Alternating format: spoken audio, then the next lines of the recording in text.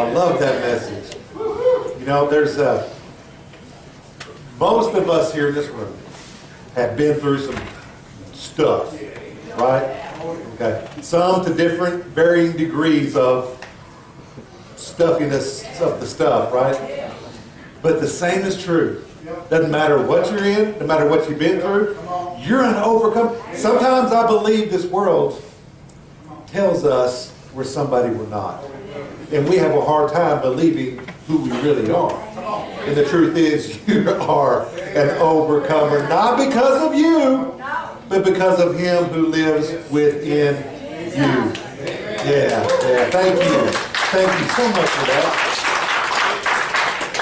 And thank you also that it was done so well. I mean, that was amazing. But the message is just, that's right spot on. Today, Alex is going to come up here in just a moment and speak to you. And he brought his entourage with him today. He's got, the whole clan, I think, is here. And that's great because they know this guy. And he is special to them. And I'm not, no funny things intended. You're a special dude, Alex. And they know that. And many of us are getting to know that. All right? And I'm looking forward. I really cannot tell you how tickled I am and looking forward to working with you more closely than we have in the past and seeing what you're going to do as far as you pouring into our youth and whatnot. And I'm really excited about that. Our youth are going to be greatly blessed because of that. Like I said, I had been challenging us over the last year or so to share testimony of what God has done in your life. And here's the truth. It's not your testimony. Because it really is not a lot about you except how much work God had to do sometimes. Okay? It's God's testimony. And it needs to be shared. And so several people have done that. And then Alex came to me the other day and said, it's time. I need to share mine. I need to do that. And so today's the day for Alex. He's going to come up and share his testimony. And then I've got a few closing thoughts for us after that. But Alex, come on up, brother. You got the mic? All right.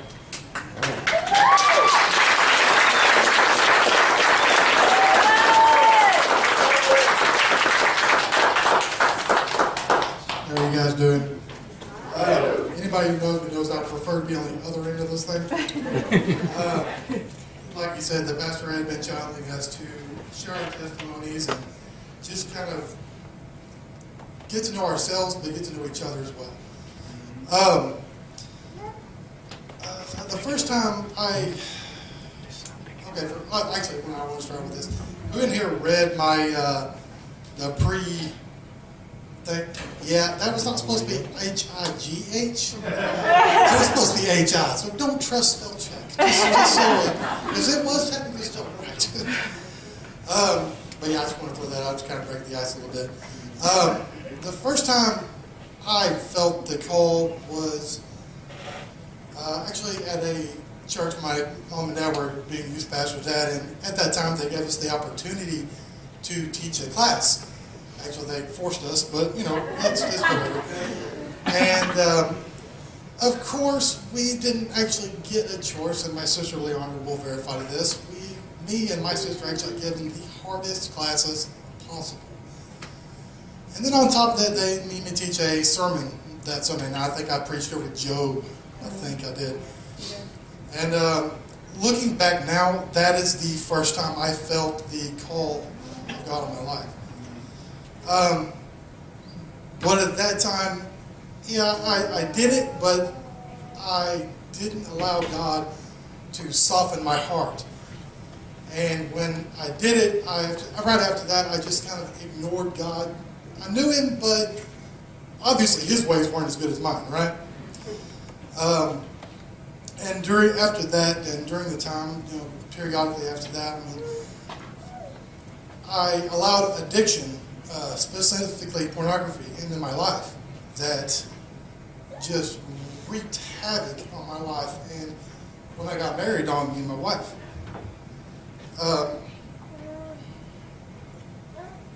it almost ruined my marriage.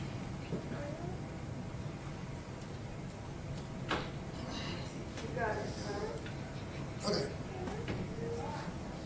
few months after that, I went for a job interview for, I think it was Harris County Sheriff's Department. And man, it was a good job, man. It was awesome. It had benefits, way better pay than I was making. And you guys know that's kind of one of those things you look for, right? Those benefits and better pay. But I knew he had already told me no to it before I even went on the interview. So on August 16th, he put me in a position to listen.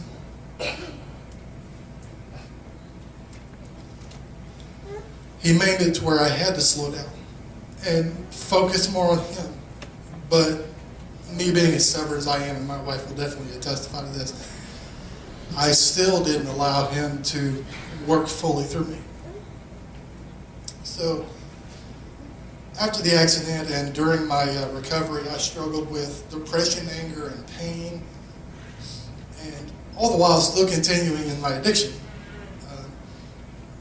I definitely didn't thank God for that trial because, hey, I was in a wheelchair for how many years, and in a coma for 7 months, I believe. Even after my accident, I still ignored God's will for my life. And I'm not talking just directly after, I'm talking 3 to 4 years after, so it wasn't a short period of time. But he won, as he always will. I can honestly say that getting hurt was the best thing that ever happened to me. And it just, like I said, it just forced me to slow down and really rely on him. I'm not going to tell you that after I stopped fighting, it just magically disappeared or got better. And, you know, after those addictions and sins that come out into the light, guys, I felt like crap. There's no other, like, my mom tried to get me to use a different word. Crap was just the best word I could think to describe the way I felt. But I also felt relieved at the same time. I wasn't worried about being found out or that he had been found out or trying to hide it anymore. It was a relief. I'm not going to sit up here and say that I still don't struggle with sin, because we all do. If you don't, you're way better than any of us who do. But God has allowed me to view my struggles in a completely different way. He has allowed me to share with at least 2 young guys that we're struggling with some of the same stuff. But he allowed me to share with them, you know, what I went through and how much it can really affect not only you, because at that point I really didn't see it affect anybody but myself. So it really, I think it opened their eyes to how much damage it can do. Since he brought me here, guys, he has just blessed me so much. He's allowed me to work with the youth, and guys, I really do love y'all. Yeah, even you, Anna. Thank you. I cannot wait to see what else he has in store for me, because I know he's not done with me, and I know he's not done with anybody else in here. Otherwise, we'd be gone already. I would like to say one other thing about the addiction. When I was trying to hide that, I was wearing a mask. That I was only letting people see what I wanted them to see. And guys, people know when you're not being genuine and honest. People know. Maybe not all people, because some people are kind of gullible. But for the most part, people know when you're not being genuine or honest. So you're not fooling anybody but yourself, and I sure as heck wasn't. There was a song that Greg Long sings, In the Waiting, that really just touched me and my family during everything. If you don't mind, I'd like to read a couple of the lyrics, if you guys don't mind. Pain. The gift nobody longs for still comes, and somehow leaves us stronger when it's gone away. Pray. I try and pray for your will to be done, but I confess it's never fast enough. Time. Time to let it go and just believe, trusting in what no one else but you can see. Free. Freedom from the fears that close me in when I can't get beyond where I have been. But then again, the silence doesn't mean that I'm alone, as long as I can hear that I am still around. God wants a relationship with you. Not, like I was telling you, not just a every once in a while relationship. He wants a personal friendship with you. Don't let a major accident or death of the family, any other event, be the cause for that. Because he's going to get it either way. Whether you want it or not, he's going to get it.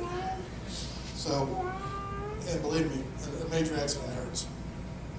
It really hurts. Thank you.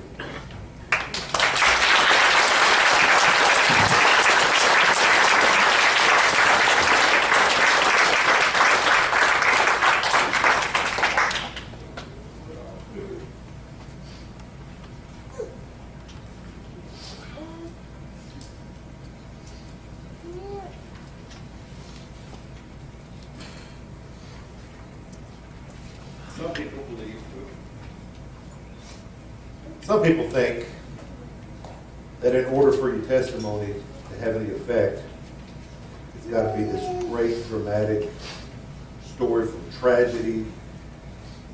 And that's just not absolutely accurate. My testimony is I was born and raised in church and grew up in church and wasn't really all that bad person. And I just realized that even as good as good as I was still bad enough to be separated from God. And at RA camp at High Center Baptist in Cameron, I surrendered to Jesus Christ. That's not that dramatic, but it's a miracle nonetheless. And maybe your story is not a story of tragedy come to victory and you know, dramatic and life and death and all of that. But your story is still important. Amen. It's important. Alex, thank you for sharing that part of your story with us. And I know that there's so much more. There's more to Alex than meets the eye, let me put it that way. And I mean that in all the best sense, because he's deep. And there's a lot of stuff to that guy, and I'm still learning and loving getting to know him. Your bookmark, I remember where I told you to put it? Matthew chapter 25. Turn to Matthew chapter 25. I'm going to read a significant portion of this passage, and I'm going to try to be brief. And I know somebody's going to laugh, of course. But I really am going to try. Matthew chapter 25. If you would and are able to, would you stand for the reading of God's Word? I'm going to start in verse 14. I'm going to go through verse 28. This is the story of the parable of the talents or the money. It says, again, it will be like a man going on a journey who called his servants and entrusted his wealth to them. To one he gave 5 bags of gold, another 2 bags, and another 1 bag, each according to his ability. Then he went on his journey. The man who received 5 bags of gold went at once and put his money to work and gained 5 bags more. So also the one with 2 bags of gold gained 2 more. But the man who had received 1 bag went off, dug a hole in the ground, and hid his master's money. After a long time, the master of those servants returned and settled accounts with them. The man who had received 5 bags of gold brought the other 5. Master, he said, you entrusted me with 5 bags of gold. See, I have gained 5 more. His master replied, well done, good and faithful servant. You have been faithful with a few things. I will put you in charge of many things. Come and share your master's happiness. The man with 2 bags of gold came also. Master, he said, you entrusted me with 2 bags of gold. See, I have gained 2 more. His master replied, well done, good and faithful servant. You have been faithful with a few things. I will put you in charge of many things. Come and share your master's happiness." Then the man who had received 1 bag of gold came. "Master," he said, "I knew that you're a hard man, harvesting where you have not sown and gathering where you have not scattered seed. So I was afraid, and I went and hid your gold in the ground. See, here is what belongs to you." His master replied, "You wicked, lazy servant. So you knew that I harvested where I had not sown and gathered where I had not scattered seed? Well, then you should have put my money on deposit with the bankers, so that when I returned, I would have received it back with interest. So take the bag of gold from him and give it to the one who had 10 bags. For whoever has will be given more, and they will have an abundance. Whoever does not have, even what they have will be taken from them. And throw that worthless servant outside into the darkness, where there will be weeping and gnashing of teeth." May God bless the reading of His Word. You may be seated. How many of you are familiar with that story? You've heard it, read it? Okay. The first 2 men who used what was given to them for an increase were told, "Well done." And they were given rewards, right? The one who had 5, he gained 5 more, and 10. The one who had 2 gained 2 more, doubled the money. And when they presented it all to the master, he said, "Good job. Well done." The last one did nothing with what was entrusted to him, and he was called wicked and lazy. He got no reward, and he did not share in his master's happiness. Now I know, if you have the King James Version, this story is called the parable of the talents. Okay, it says that the master gave the first one 5 talents, the next one 2 talents, the third one 1 talent. Talent was a form of it was a sum of money, okay? A large, significant sum of money. When you read that, some people think, oh, he's talking about their gifted abilities, the talents. It's not that. It was actual sum of money. But I think there's something for us today, because I don't believe Jesus was just talking about money here. All right? I believe he's talking about everything that the Lord gives and entrusts to us today. Everything. Last week we talked about how everything belongs to the Lord. Y'all remember that? We talked about tithing. Everything belongs to the Lord. And he's so good, he says, why don't you just keep 90% of it? That's pretty generous. My question, I have several questions for you this morning. What has the Lord given to you? And maybe you need to think about that for a minute. Maybe you already know. But what has he entrusted to your care? You need to be careful how you answer those questions, because the truth is that if the Lord stopped providing, you and I would die. Where did you get that air you just drew into your lungs? Anybody make that air for you? Did you make it yourself? No. God provides the air in your lungs. Did you remind your heart to beat just now?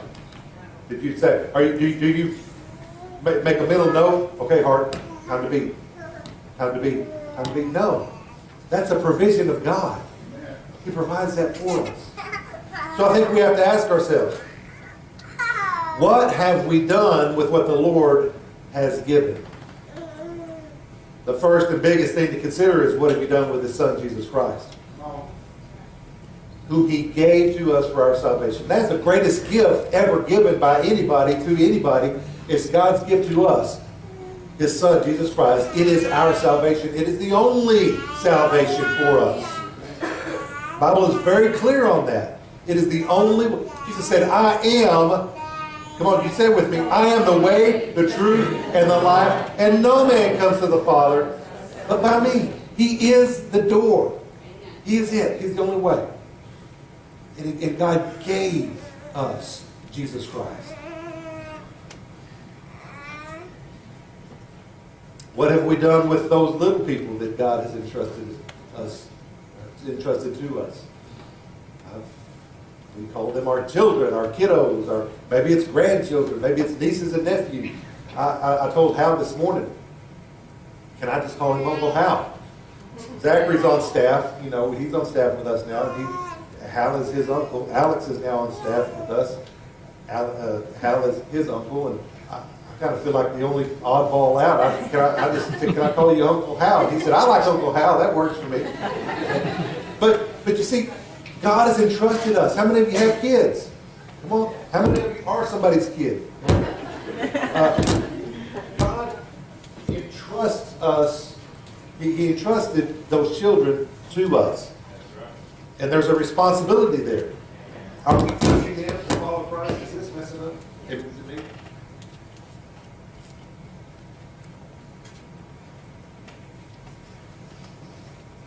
We'll see if it goes.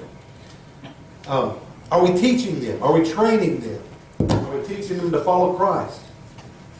Are we teaching them good stewardship, good habits, accountability, and so on? And yes, I'm going to change my seat.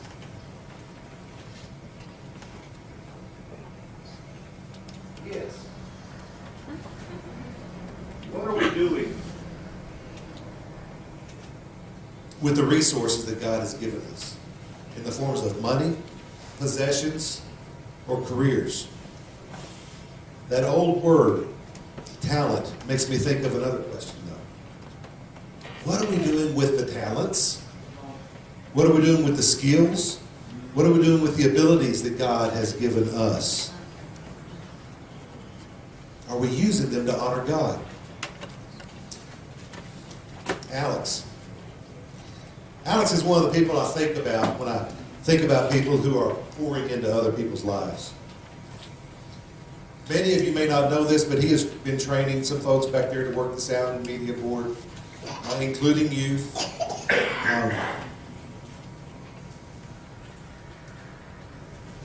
I know he spent one-on-one time mentoring students, and now he's in a position to pour into our youth, and I'm really, really excited about that.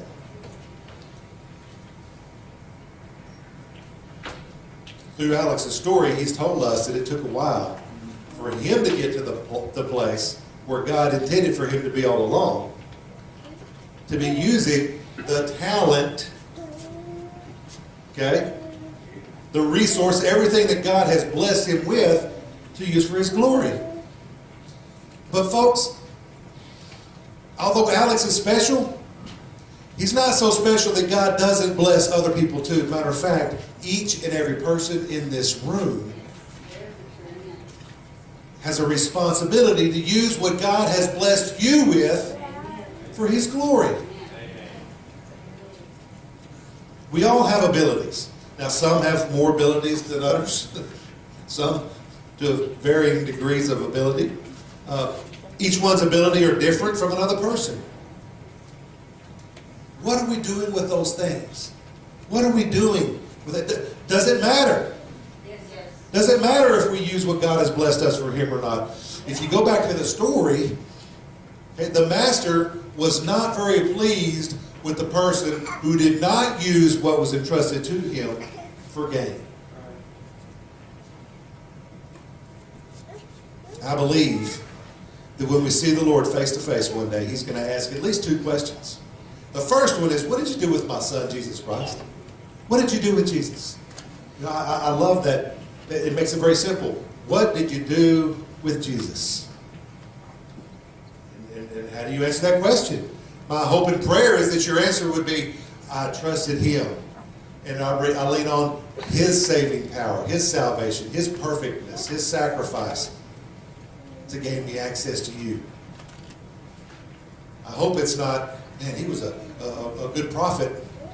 And I read stories about him, and I know a lot about him. I think God's going to say, yeah, but did you know him? Because there's a difference between knowing someone and knowing about someone. I think the second question very well may be, and I don't have a scriptural mandate for this, I don't think. But I think it very well may be, okay, now what did you do with everything else I gave you? I believe we're going to be held accountable for that which God has given us. And I get that from this story here. Okay, the master who in case you're not there yet, God is the master in the story. And he returns, and he said, he wants to know, what did you do with what I gave you? Did you put it to use? Did you do some good with it? And I believe that even if they did not have an increase, but they had used it somehow, I believe the master still would have said, well, that was money well spent. Good job. Well done, my good and faithful servant. Enter now into your master's happiness. The first two guys used what they were given to increase, and it pleased the master. The third one, listen to this statement, buried his talent. And even though he did not lose it, certainly did not impress the master. I want you to look back at this verse. In verse 25. This is the third guy. And he says this, I was afraid. And I went out and hid the gold in the ground. Your version may say, and I buried the talent. Oh, my friends, I think one of the main reason why people refuse to let God use them today is because they are afraid. I was afraid, so I buried the talent. Whatever the talent is in your life, don't be afraid. Don't be afraid. What do you have that you may have buried? Is there anything that God has entrusted to you to use for Him that you have been afraid to do anything with? I believe we'll all be held accountable one day for that which we did as well as that which we did not do. And I want the master to be pleased. I want to share in his happiness. Finally, notice that which the master gave the three men always belonged to the master. He could give and he could take away because it was always his. I gave you all something today. I gave you a shovel. It may not look like it, but that's what that is. It's symbolic. And I gave you that just to put in your Bible to remind you that we can all go out in the backyard and find that which we've buried, that which we've been afraid of, and we've kind of stuffed it down, buried it, covered it over. Some of you have concreted over the top of it, okay, to make sure that nothing ever happens to it. It's there. You can't use it, you can't access it, but at least it's there. I want to remind you to get out there and start digging that stuff up. Dig it up. Dig up that which you may have buried and put it to use today in order that we may please the Father. Remember, if God blessed you with something, it's really not yours anyway. And we are called to use everything that God blesses us with for His glory. It's all His. I think you could actually be called a robber if you took what was given to you by God and just went out and buried it away. Whether it's called theft or robbery or just laziness, wickedness, like he called the servant here, whatever it is not pleasing to God. Maybe your talent is the gift of teaching. Maybe it's maybe it's some other one of the spiritual gifts. Maybe it's that you're good with numbers, and you're not using that maybe you're just good with getting real with somebody, sitting down and just talking straight. Maybe that's your talent. Maybe your talent is financial. Maybe it's other something else. You have to realize and understand, whatever it is, whatever you have, it came from God. I talked about this the other week. You know, you may argue, well, wait a minute, I went out and I worked for that, and I earned that, and I got that. It's not provided by God, it's provided by me. I did that. Remember I played the prayer, Jimmy Stewart?